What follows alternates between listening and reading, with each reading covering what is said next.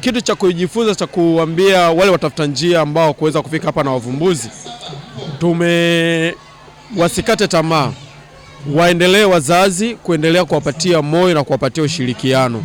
Pale ambapo viongozi wanapowapelekea maelekezo kwamba tunatakiwa kufanya hiki, tunatakiwa kufanya ili kuweza kukamilisha mafunzo haya, basi ni mahususi wazazi hawa waweze kuwatimizia watoto wao ambao wamewapatia katika malezi.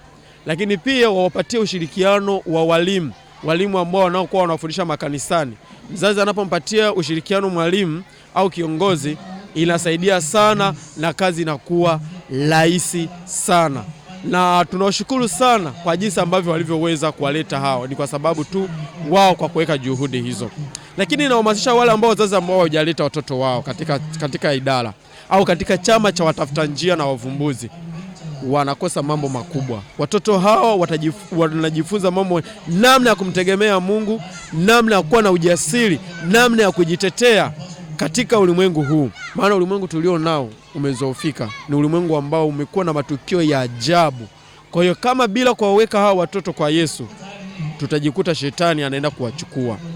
Lakini pia ni washauri tu kwamba wakati mwingine watakapokuwa wamesikia katika wito kama huu, aidha inaonekana katika kanisa lingine, basi wasisite kufika katika kanisa hilo na kuweza kuwaruhusu watoto hao au kuwaruhusu vijana ili waweze kufika katika hilo tukio.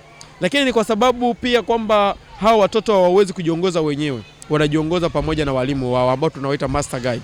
Master guide ni wale ambao wamethibitishwa wamekuwa na sifa ya kuweza kuwafundisha wavumbuzi kuanzia miaka 4 mpaka 9, na wale watafuta njia kuanzia miaka 10 hadi 15.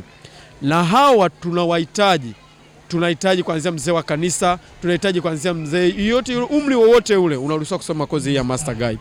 Kwa hiyo hao nao pia kanisa liendelee kuwapatia ushirikiano ili waweze kuwa na nguvu. Wanapokuwa wanatoa mali zao, wanapokuwa wanatoa muda wao, wanapokuwa wanaacha kazi zao, wanakuja kufundisha hao watoto kwa ajili ya kuandaa kwa ajili ya program, basi kanisa liendelee kuwapatia ushirikiano ili kuweza kufanikisha.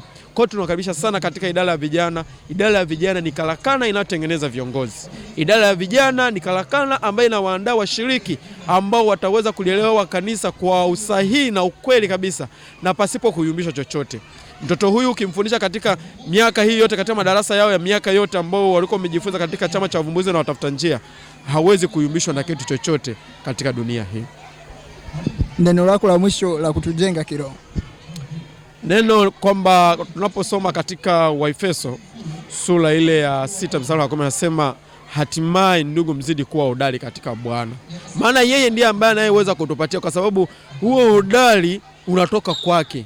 Nguvu, maarifa, tuendelee. Vijana wenzangu, viongozi wenzangu, wakurugenzi wenzangu, popote pale mlipo mnapokuwa mnaendelea kufuatilia, endeleeni kuwa hodari katika Bwana.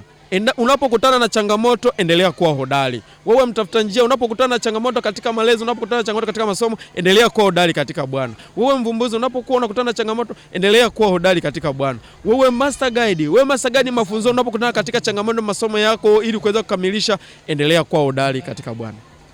Asante.